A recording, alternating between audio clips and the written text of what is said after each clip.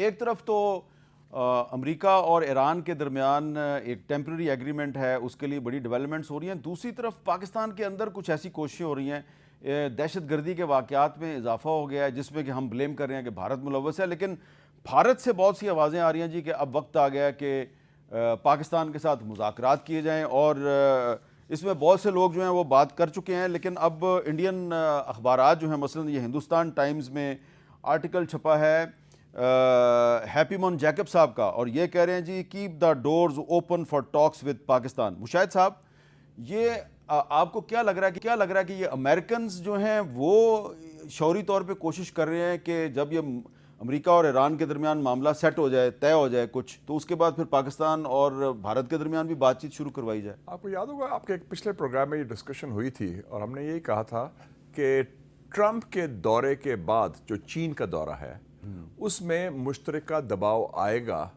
हिंदुस्तान पर कि बंदे दे पुत्र बन जाओ। आपको याद है, आप ही के प्रोग्राम में जी आपने कहा था। जी, तो वो मैं इसमें 3 बड़े वाक़या हुए हैं पिछले साल में जो हिंदुस्तान की पॉलिसी को मजबूर कर रहे हैं तब्दील करने में। एक, उनको जो फौजी शिकस्त हुई पाकिस्तान से मई में। दूसरी, जो सफारती शिकस्त हुई है अब कि पाकिस्तान एक महवर है आलमी सियासत का और अमेरिका पाकिस्तान पर रिलाय कर रहा है, ईरान भी, कि हम मुआहदा अमन का करें। और तीसरा जो है ट्रंप का जो दौरा हुआ चीन में, जिसमें उन्होंने वाज़ेह ऐलान कर दिया कि बराबरी का एक ताल्लुक है बन गया है चीन और अमेरिका का, और नई कोल्ड वॉर में उनको इंडिया की वो ज़रूरत नहीं है जो इंडिया अपने सामने को पेश कर रहा था। तो उस हवाले से इंडिया फंसा हुआ है। उनकी पाकिस्तान पॉलिसी मुकम्मल तौर पर फेल हो चुकी है, सिवाय बॉलीवुड के मूवीज़ के अंदर, धुरंधर या दूसरी चीज़ों में, बाकी तो वो नाकाम हुए हैं। तो अब उन्होंने एक खुद सिग्नलिंग शुरू की है अपने सिस्टम के अंदर से। ये जो दत्ताराय होनापले हैं और जो सेक्रेटरी जनरल है आरएसएस के, उन्होंने कहा है, जनरल निर्वाणे ने कहा है, फिर हैप्पी जॉन ने कहा है, दूसरे लोगों ने कहा है। तो वो एक शुरू हो गया है कि जनाब आप कर क्या रहे हैं, आपकी पॉलिसी तो आप पाकिस्तान को तनहा करने थे, आप खुद आइसोलेट हो गए इस खत्ते में। और not just with Pakistan, Sri Lanka, Nepal, Bangladesh, सारे खत्ते में, और उधर चीन और अमेरिका ने अपना मुआहदा भी, अपना अंडरस्टैंडिंग कर ली है वर्ल्ड पॉलिटिक्स के हवाले से। तो आप इंडिया कहाँ खड़ा है? और बल्कि मैंने तो सुना है, मैं अभी मॉस्को से आया हूँ, किसी ने मुझे बताया ऑन गुड अथॉरिटी कि सुना है कि लावरोव ने उनको बड़ा मजाक भी किया जब वो ब्रिक्स की मीटिंग में 2 हफ्ते पहले, कि जनाब हिंदुस्तान पाकिस्तान बाजी ले गया है, हिंदुस्तान कहाँ खड़ा है। बल्कि वो मजाक वो कह रहे थे कि वो उन्होंने सुना गया ये।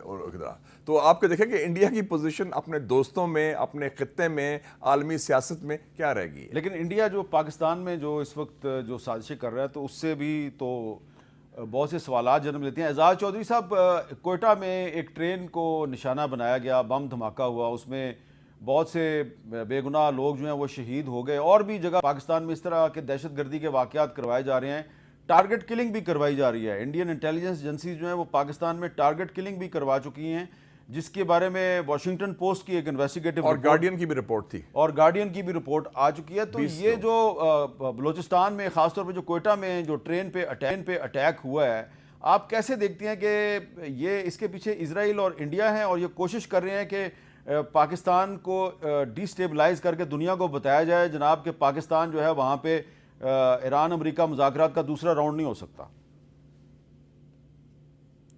जी, एक ये वजह, और दूसरा जैसे ही पाकिस्तान के वजीर आजम चीन गए तो पीछे से ये वाकया किया गया। तो यकीनन देखना 70 किलोग्राम बाजार में तो नहीं मिलता किसी को एमुनेशन, किसी ने तो दिया है ना जी उनको।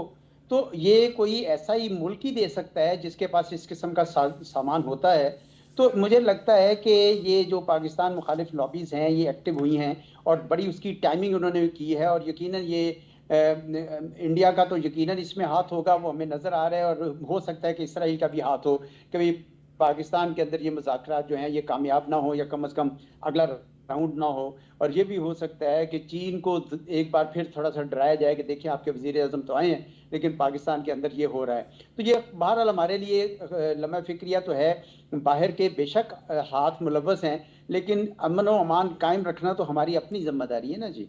तो इस वजह से मैं समझता हूँ कि आधा तो वो वही करेंगे जो उनकी रविश है, लेकिन हमारे लिए भी बहुत कुछ सोच विचार का मौका है कि भाई ये बलूचिस्तान में इस तरह के वाक़यात अब क्यों हो रहे हैं और उनको किस तरीके से हल किया जाए। उसके ऊपर यकीनन एक अलहदा बहस है, मैं उसके ऊपर नहीं जाना चाहता, लेकिन अगर आप इजाज़त दें तो मैं पहले ज़रा थोड़े कमेंट दे दूं। हसन वाले के जो कमेंट थे आया था आरएसएस के सेक्रेटरी जनरल पे, उस पे मेरा ये अपना ख्याल ये है कि, और आपको पता है डॉन में इस दफा संडे को कल मैंने आर्टिकल भी इसी के ऊपर लिखा था, और मैंने उसमें कहा कि we should not read too much into it, और उसकी वजह ये है कि ये इसके कई पर्पस हो सकते हैं, ये एक टैक्टिकल भी हो सकता है। परवीन सानी साहब तो कहते हैं कि वो अमेरिका की अर्जिंग, अमेरिका गए हुए थे, उनकी अर्जिंग पे ये उन्होंने कहा है, लेकिन मेरा ख्याल में दो मकसद तो उनके ये हो सकते हैं कि एक तो दुनिया को ये बताया जाए कि पाकिस्तान तो चूंकि अब दुनिया उसकी बात सुन रही है, तो उनको बताया जाए कि नहीं, हम लोग भी बड़े यानी डिसेंट लोग हैं, हम सारे से ताल्लुकात रखना चाहते हैं। और दूसरा ये भी हो सकता है कि वो ये पहले एक स्मोक स्क्रीन, मैंने लफ्ज़ यूज़ किया है, स्मोक स्क्रीन बना रहे हों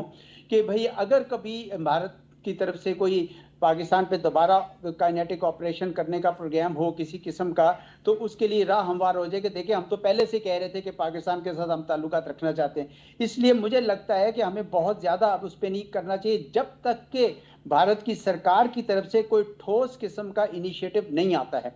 मुझे पता है कि ये जो हैप्पी मोहन जैकब है, मैं मिलता भी रहता हूँ उसको ट्रैक 2 में, ये लोग कहते हैं ये सारा, वहाँ ट्रैक 2 में भी ये सारे मुतफिक होते हैं, लेकिन बात ये है कि पॉलिसी ये लोग नहीं चला रहे, पॉलिसी तो ये चला रहे हैं मोदी साहब चला रहे हैं और अजीत डोभाल चला रहे हैं। मैं समझता हूँ जयशंकर भी शायद नहीं चला रहे, तो अजीत डोभाल साहब चला रहे हैं। तो वो तो बिल्कुल पाकिस्तान के मुतालिक उनका जो अपना फलसफा है, हिंदुत्व बेस्ड जो हिंदू ग्लोरी वो रिवाइव करना चाहते हैं, वो एक अखंड भारत का ख्वाब देखना चाह रहे हैं, वो एक हिंदू राष्ट्र बनाना चाह रहे हैं, उसमें पाकिस्तान फिट इन नहीं होता।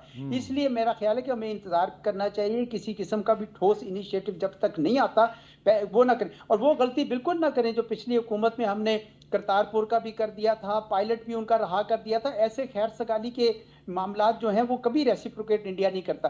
तो जब तक वो इंडिया से कोई ठोस इनिशिएटिव नहीं आए, हमें बिल्कुल कॉन्फिडेंटली बैठना चाहिए। हमने इंडिया का पायलट जो है वो चाय पिला के उसको रहा कर दिया, और फिर बहुत से इकदाम किए, उसका नतीजा क्या मिल रहा है आपको? वो धुरिंदर के नाम से सीज फायर भी कराया गया, क्योंकि जो इंडिया को जब मार पड़ी चाइना से, हमने अग्री कर दिया सीज फायर पर, लाइन ऑफ कंट्रोल पे, लाइन पर, और उस पे जब सैयद अली गिलानी साहब मरहूम जो है उन्होंने कुछ सवालात उठाए तो उनके साथ बदतमीजी भी की गई, और हमें बताया गया था कि अब इंडिया तैयार हो गया टॉक्स के लिए कश्मीर पर। उसको भी मेरा मौक़िफ़ था, मैं कह रहा इंडिया रिलीफ चाहता है, बिकॉज दो फ्रंट सिचुएशन पैदा हो गई है, एक तरफ चाइना, एक तरफ अब तो इंडिया को कॉकरोच बहुत तंग कर रहे हैं। हाँ, एक और चीज़, मैं कॉकरोच से पहले मैं बात करूँ, ये एजाज साहब ने भी बात की है, हमारा अपना भी तो काउंटर टेरर स्ट्रेटजी होनी चाहिए ना। वो कहाँ है? हमारा 3 C's आए थे, कॉन्डेमनेशन, कंडोलेंस, बड़ा फातिहा करने जाते हैं, बड़ा अफसोस हुआ, और कैफरे किरदार तक पहुंचा देंगे दहशतगर्दों को, और फिर कॉम्पनसेशन देते हैं। What are we doing? Why are we not countering? क्या है हमारे यहाँ? अगर वो 70 किलो लेके आते हैं तो कितने चेक पॉइंट से आता है? हमारा अपना भी सिक्योरिटी फेलियर है, हम क्यों नहीं मानते? उसने वहां पे जाके गाड़ी लगाई, गाड़ी में वो सारे देखे ना, ये वाकया बॉर्डर में नहीं हुआ, ये क्वेटा में हुआ है। हाँ। और उसमें सर्विसमैन फैमिलीज जा रही थी और वो ईद की छुट्टियों के लिए तैयारी हो रही थी। ये तो कॉमन सेंस की बात है, वो सॉफ्ट टारगेट ढूंढेंगे, और in the heart of the capital of Balochistan. तो हमने बस आके वो बड़ा कंडेमनेशन, बहुत स्ट्रांग मजम्मत करते हैं, फिर आप फातिहा करते हैं, और फिर आप पैसे दे देते हैं कि जी कॉम्पनसेशन दे लो। That's not good enough. तो क्या करें? काउंटर टेररिज्म स्ट्रेटजी आपकी नहीं है, फेल हो गई है, उसको आप रिवाइज करें कि उसमें इंटेलिजेंस कोऑर्डिनेशन भी है। नहीं, वो जब भी बात करें तो कहते हैं देखे ना जी, हमने मारंग बलोच को गिरफ्तार किया हुआ ना, वो जेल में है। वो क्या, जिन्होंने हथियार उठाए हैं, जो आपको मार रहे हैं, आप उनको मारे ना, किल द किलर्स। उनको तो आपको कोई कौन लोग पकड़े गए हैं? चाइनीज यही रोते रहे। पिछले दिनों कोयटा में जो एपेक्स कमेटी की मीटिंग थी, उसमें बाकायदा प्रेजेंटेशन दी गई, और उसमें चीफ मिनिस्टर साहब ने बताया जी कि हमने तकरीबन 700 के करीब टेररिस्ट कत्ल कर दिए हैं, मार दिए हैं। तो खालिद मक्सी साहब ने कहा इसके बावजूद जो फेडरल मिनिस्टर हैं, हाँ, हमारी सड़कें जो हैं कोयटा की और बलूचिस्तान की वो महफूज नहीं है। नहीं, वो तो ये कहते हैं खालिद मक्सी साहब और दूसरे कहते हैं कि सूबाई वजीर नहीं जा सकते उन सड़कों में, आप और मैं तो छोड़ देना। तो इसका मतलब है कि इस पे एक नहीं, इसमें हमारा अपना भी है प्रॉब्लम, हमारी अपनी पॉलिसी क्लैरिटी की ज़रूरत है, और अच्छी एक नाकाम पॉलिसी है, क्योंकि हम असल जो टेररिस्ट हैं, जो जिन्होंने चीनियों को मारा हमने पकड़े हैं उनको, जो ये आम सिविलियंस को मार रहे हैं बलूचिस्तान में, हमने उनको पकड़ा है। तो there is a failure somewhere ना, आप उसको रीसेट करें, रिवाइव करें, और अपना उसको रिव्यू करें। अच्छा जी, और ये कॉकरोच की वाली बात इंपॉर्टेंट है कि आप देखें कि कॉकरोच जनता पार्टी जो बनाई है, उस लड़के ने 22 मिलियन फॉलोअर्स इंस्टाग्राम में आ गए हैं, और उसको बैन करने की कोशिश की गई है, क्योंकि और 18 से 24 लोग जो साल के उम्र लोग हैं वो उसके फॉलोअर हैं। उनमें से 60% लोगों ने अभी सर्वे का लाया है, उन्होंने कहा है कि हम मायूस हैं हिंदुस्तान के बारे में। और इधर भी बात हो रही है कि इसी जो एज ग्रुप को अब वोटिंग के राइट से डिप्राइव किया जाए। नहीं, 25 साल ये की पाकिस्तान में ये बिल्कुल नहीं हो सकता और ये नामुमकिन है। नामुमकिन है, ये बिल्कुल मैं कह रहा हूँ। लेकिन मैं एक वैसे ही बात करना चाह रहा हूँ एज अ जर्नलिस्ट, मेरी इन्फॉर्मेशन ये है कि ये जो इंडिया में काकरोच जनता पार्टी बनी है, के बनाने में और इसको प्रमोट करने में पाकिस्तान का दूर दूर तक कोई हाथ नहीं है।